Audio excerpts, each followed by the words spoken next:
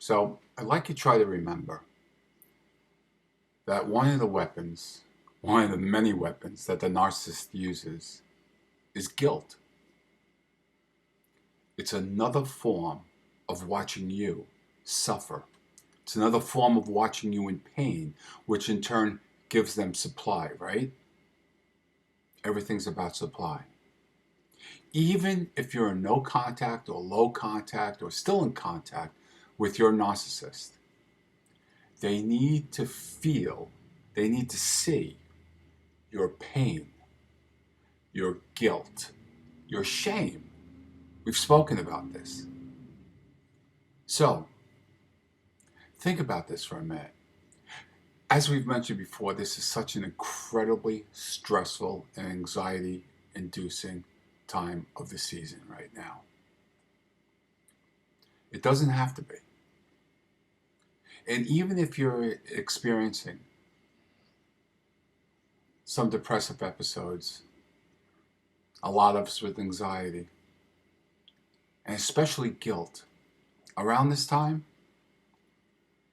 I'd like you to really give yourself a break and try to remember where this came from. Try to remember that this guilt, this confusion, this shame was instilled in you for many years. And that doesn't matter if you're a child of a narcissist or a husband or a wife or a brother or a sister. That guilt and shame, that was a tool that was drilled into you, that was used for their satisfaction. So you're experiencing that now, and you don't have to. I want you to take just a moment and really look back and see where that's coming from. During this holiday season, you're going to have self-doubts. You're going to wonder if it's you that's being unreasonable. The first thing is, if you have a narcissist in your life, you are not being unreasonable. You are simply protecting yourself. You are simply having a desire to live a fuller, happier, healthier, more peaceful life. So as Thanksgiving approaches in just 2 days, please take a good look and see where that guilt or that shame's coming from. Remember, it was placed upon you. It was drilled into you. And please believe me when I say this. I couldn't say this a year or 2 years ago, but you have nothing to be ashamed of. You're simply trying to get over and avoid additional severe emotional trauma and abuse. And you don't deserve to have that anymore. You really don't. You have the opportunity now to make this a happy holiday, if you so choose. If you're alone, you can still make this a happy, healthy holiday, knowing, remembering, identifying where that guilt and that shame comes from. Look, you're going to be thinking about, oh, the golden child and the narcissistic parent are getting together and they're laughing. You probably know that's, if you think about it, it's not really happening. There's that atmosphere of sickness and dysfunction and lies and scams. Do you really want to be part of that? Or would you rather be part of, even if by yourself, a happier, healthy, truer self? And you're going to get there. It's going to sting, or it may have stung and you're there already, or maybe you're halfway in between, but you're going to get there. Each second, each minute, each hour, each day, you're going to get closer to this.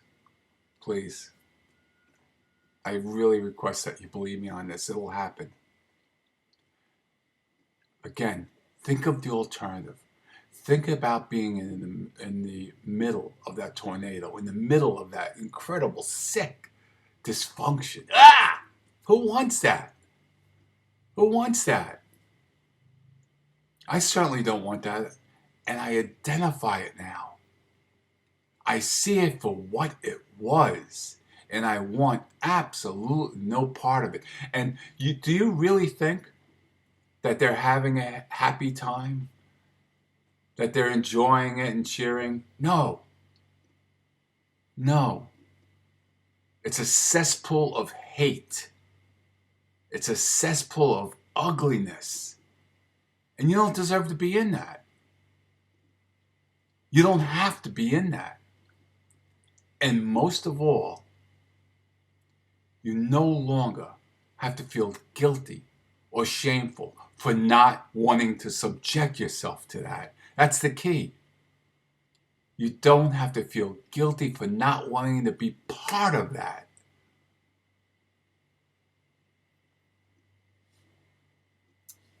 I hope this kind of made sense. But if you feel the guilt and shame, remember where it's coming from. If you're thinking that they're having a great old time without you, they're not. They're in their own self-hating, self-loathing misery. And by the way, if you are in contact or low contact and you go to a dysfunction, not a function, a dysfunction, and you're uncomfortable and you're smeared, or you're just uncomfortable for any reason, politely take the high road. Politely excuse yourself. Say thank you very much. And walk out with your head held high. And know that you did the right, healthy thing for yourself. And don't feel guilt and don't feel shame about it. Most of all, remember not to feed into supply, whether it be a negative supply or a positive supply. Remember baiting? Remember bear traps? You're much too smart for that. Enjoy this holiday, knowing that it's not you.